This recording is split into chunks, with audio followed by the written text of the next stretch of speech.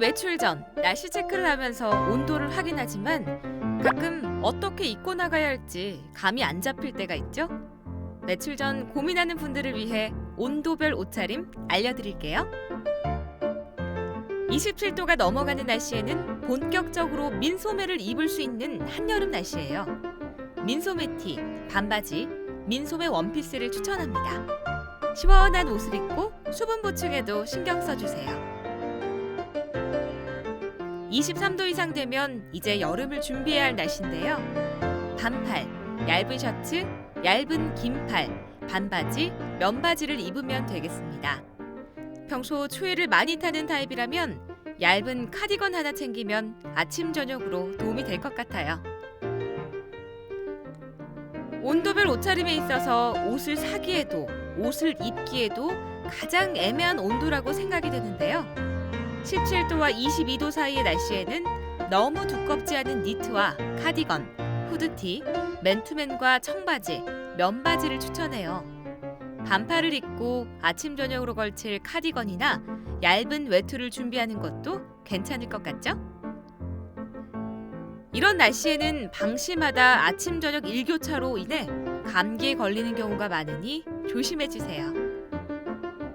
간절기 날씨인데요. 본격적으로 겉옷이 필요하답니다. 트렌치코트나 자켓, 야상 등을 걸쳐주세요. 12도에서 16도에는 맨다리보다는 살색 스타킹을 착용하는 게 좋아요. 온도별 옷차림의 마지막! 겨울로 넘어가는 6도에서 9도 사이의 온도에는 두꺼운 코트와 가죽 자켓을 걸쳐주세요. 이제부터 겨울이라고 할 수 있겠죠. 이제 슬슬 네이도 꺼내 입어볼까요? 5도 미만의 온도에는 패딩과 함께 목도리, 장갑을 착용해주고 옷을 여러 겹 입어 체온을 유지시켜주세요. 두꺼운 옷 하나를 입는 것보다 얇은 옷을 여러 겹 입는다면 보온 효과는 더 올라간답니다. 매일 아침 집을 나서기 전 어떤 옷을 입을지 고민이 많으셨죠? 온도별 옷차림을 알아놓고 매일 아침 날씨 체크할 때 도움되기를 바랄게요. 온도에 꼭 맞는 옷차림으로 패션도 챙기고 건강한 하루 보내세요. 형형 색깔 꽃이 피어나는 봄. 요즘 봄나들이 즐기는 분들 많으시죠? 오늘은 봄철 주의사항 몇 가지 알려드릴게요.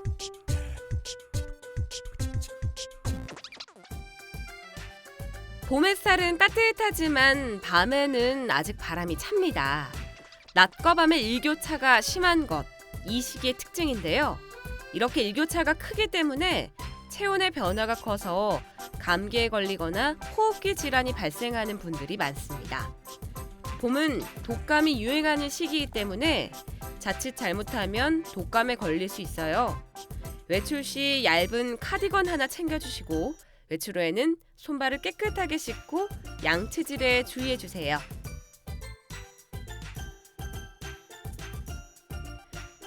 환절기는 알레르기성 비염 환자에게 정말 고통스러운 계절이죠. 공기 중에 떠도는 먼지와 각종 꽃가루들이 재채기를 유발하고 하루 종일 코를 훌쩍거려 코밑이 헐고 두통도 발생합니다.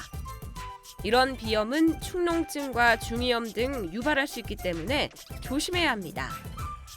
봄 외출 시에는 꽃가루와 먼지에 대비해 마스크를 꼭 착용하시고 집 먼지 진드기 등에 노출되지 않도록 잦은 환기와 청소를 통해 실내 환경도 깨끗하게 해주세요. 춘곤증은 기온 변화에 몸이 적응하지 못해서 발생하는데요. 학업이나 업무 효율을 떨어뜨리고 피로 축적을 촉진시키기 때문에 여러 가지 불편을 끼치곤 합니다. 춘곤증을 예방하기 위해서는 규칙적인 생활 습관을 갖고 스트레칭과 꾸준한 운동을 통해 컨디션 관리 잘 해주세요. 봄은 본격적으로 햇살이 따가워지기 시작하는 때인데요. 우리 몸에서 생합성을 하지 못하는 영양소가 몇 가지 있는데 그중 대표적인 것이 비타민 D입니다. 비타민 D는 햇빛을 통해 합성이 가능한 것으로 알려져 있어 햇빛을 받는 야외 활동이 필요합니다. 하지만 피부에 좋지 않은 영향을 줄 수 있기 때문에 외출 전 자외선 차단제를 꼼꼼히 발라 피부를 보호해 주세요. 방심하다가는 햇빛으로 인한 화상을 입을 수도 있답니다. 봄 날씨에 방심하다가 건강에 무리가 갈 수 있는 봄. 봄철 주의사항 체크하고 건강하고 행복한 봄 보내시길 바랄게요.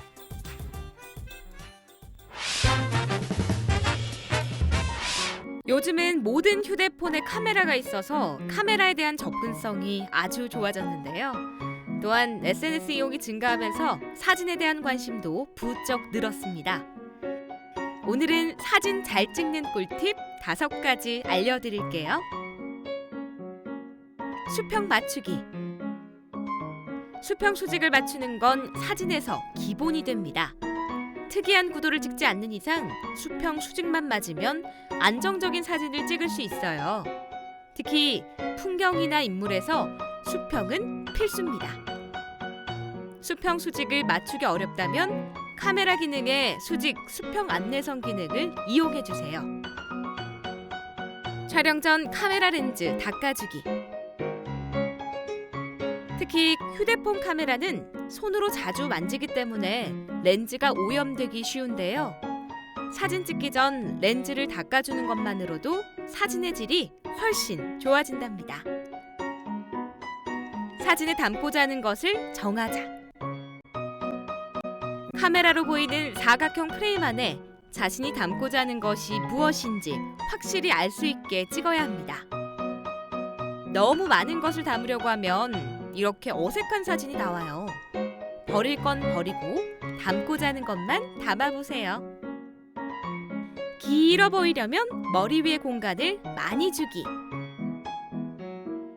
연예인들처럼 롱다리 전신샷을 찍어보고 싶다면 발끝은 화면 하단에 가깝게 두고 머리 위에 공간을 많이 주세요. 키가 작은 사람들도 커 보이는 마법. 이 공간이 반대로 되면 다리가 짧아 보일 수 있습니다. 루킹룸 이용하기. 루킹룸이란 루킹, 뭐뭐로 보이는, 보는, 룸, 공간, 즉 피사체의 시선 방향에 공간을 주는 법입니다. 살짝 옆모습을 찍으면서 사진의 감성을 담기 위한 방법으로 추천하는데요. 인물이 카메라를 보지 않고 다른 방향을 보고 있는 경우 그 방향에 일정한 공간을 두는 겁니다. 반대로 공간을 두면 사진이 답답해 보일 수 있어요. 이런 기본적인 팁들로 더 나은 사진을 찍을 수 있답니다. 사진 인사이더가 되는 방법 참 쉽죠? 본격적인 봄을 맞아 카메라 들고 인생 사진 한번 찍어보는 거 어떠세요? 이사를 앞두고 계신가요? 이것저것 신경 쓸 거 한두 가지가 아니죠? 이사할 때 알아두면 유익한 생활 정보 알려드릴게요. 헷갈리는 3대 공과금 정리. 이사 당일 생각지도 못한 복병이 바로 3대 공과금 정산인데요. 당황하지 말고 차근차근 정산해 볼까요? 전기요금을 정산하려면 한국전력공사 고객센터 123에 전화합니다. 거주지와 계량기에 기재되어 있는 숫자를 알려주면 문자로 납부해야 할 금액과 계좌번호를 안내받게 되는데요. 해당 내용을 확인하고 납부하면 납부 완료! 단 아파트의 경우 전기요금은 관리실에서 정산하는 경우가 많아서 관리실에 우선 문의하면 됩니다. 수도요금은 지역별 상하수도 회사가 다르기 때문에 거주하고 있는 지역의 상수도 사업본부 고객센터 번호를 먼저 확인해 주세요. 전화한 후 계량기에 적힌 숫자를 알려주면 문자를 통해 납부해야 할 금액과 계좌를 안내받을 수 있답니다. 물론 수도요금도 관리실에서 직접 정산하는 경우가 많으니 관리실에 문의하시기 바랍니다. 가스를 차단하고 계량기의 번호와 계량기 숫자를 먼저 확인해 주세요. 다음은 거주하고 있는 지역의 도시가스 공급업체 전화해서 정산을 요청하면 되는데요. 계량기 번호, 계량기 숫자를 알려주면 가스요금을 정산할 수 있습니다. 놓치지 말아야 할 전입신고, 확정일자 받기. 주택임대차 보호법을 살펴보면 임차인은 주택의 인도와 전입신고를 마친 다음 날부터 제3자에 대한 효력이 생긴다고 규정하고 있습니다. 이는 주택의 인도와 전입신고를 마친 다음 날부터 주택에 대한 권리를 주장할 수 있다는 이야기인데요. 이사 후 14일 이내에 동주민센터 혹은 인터넷 민원24에 전입 사실을 신고하면 됩니다. 확정일자란 임차인이 거주 중 임차주택에 경매나 가압류 등이 들어왔을 때 우선적으로 임차 보증금을 보전받기 위한 제도입니다.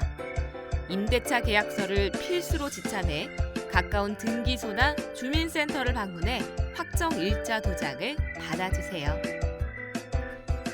이사할 때 꼭 챙겨야 할 것들 정리해봤어요.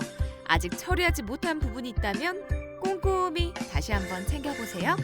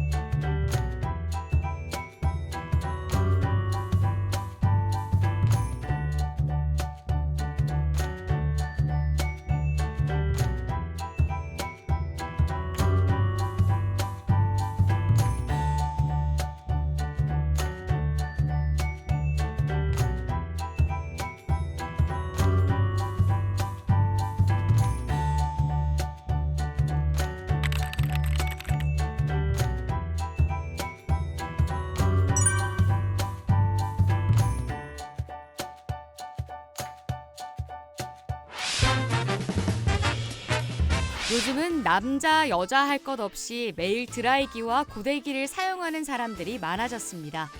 그래서 머릿결은 점점 안 좋아지고 있는데요. 머릿결만 좋아도 분위기가 달라진다는 사실. 오늘은 머릿결 좋아지는 방법 몇 가지 소개해 드릴게요. 머리를 감기 전에 빗질을 충분히 해줘서 엉킨 머리카락을 정리해 주세요.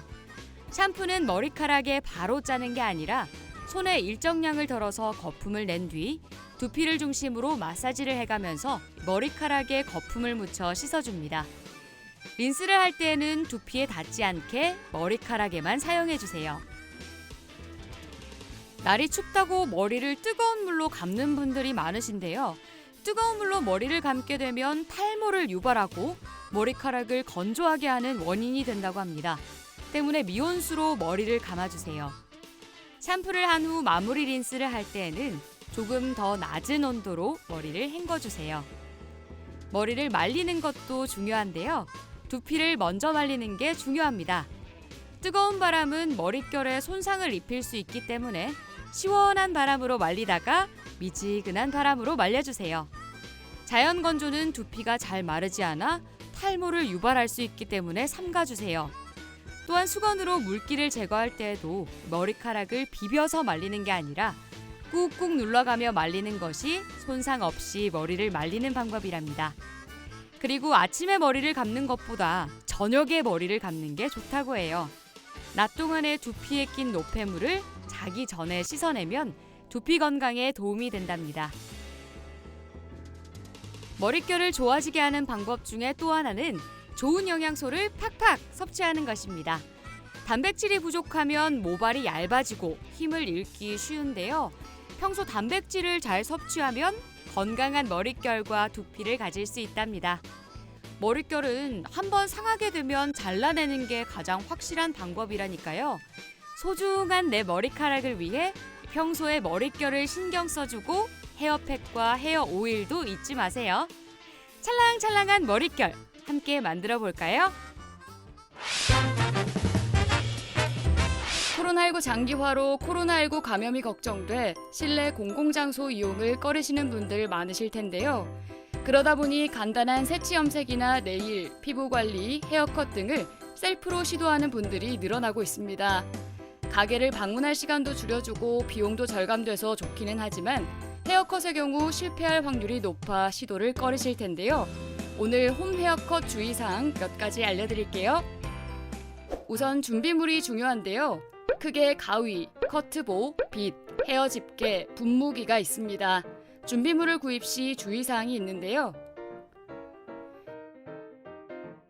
어떤 분은 문구용 가위를 쓰신다 하시는 분도 있고, 그리고 미용 재료상에서 가위를 사시는 분도 있어요. 사시는 분들은 아마 학원용으로 쓰실 수 있는 부분일 거예요. 계속적으로 쓰다 보면 마모가 돼서 가위도 손질을 봐야 되니까 그런 부분 말고, 이왕 집에서 하신다고 마음 먹는다면 이왕이면 가위가 저렴한 게 아니고 내가 다시 에이스를 보내서 쓸 수 있는 그런 가위도 괜찮다고 생각을 해요. 단 주의할 점은 칼과 가위는 달라요. 칼은 우리가 베이면 피만 나요. 근데 가위는 자르기 때문에 이 가위 날이 굉장히 날카로워요. 손살이 잘려버려요.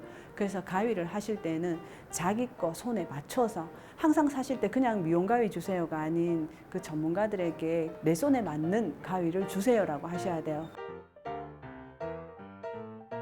그리고 집에서 이제 하실 때 일반 미용실에 가면은 이 커트볼이라는 게 밑으로 펼쳐져 있어요. 다 자르시고 나면 머리카락이 온 집에 날려서 내가 괜히 했다고 후회하세요. 지금은 시중에 나가보시면 커트볼이라는 게 집 안에서 쓰실 수 있는 원형 커트볼가 있어요. 그러면은 이게 원형으로 말려 있어요. 그렇게 하실 때 그 안에 다 모여 있어요. 그래서 그 부분을 하시면 굉장히 유용하실 것 같아요. 우선 커트볼을 두른 후 모발이 충분히 젖도록 분무기를 뿌려준 뒤 머리를 빗겨줍니다.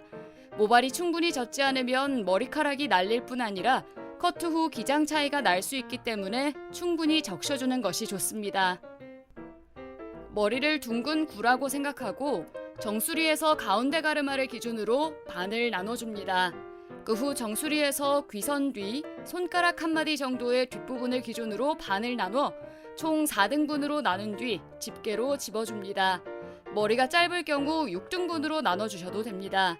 이때 세션 나누기는 머리 디자인을 좌우하므로 신경 써주셔야 합니다. 가르마 중간 아랫부분부터 1cm씩 빼주며 검지와 중지로 머리카락을 조금씩 잡아 고정한 뒤 커트를 시작합니다. 이때 가위질은 안쪽으로 미는 것이 아니라 바깥으로 빼준다는 생각으로 가위질을 해주셔야 합니다. 그래야 머리카락이 밀리지 않고 원하는 기장으로 깔끔하게 잘릴 수 있습니다.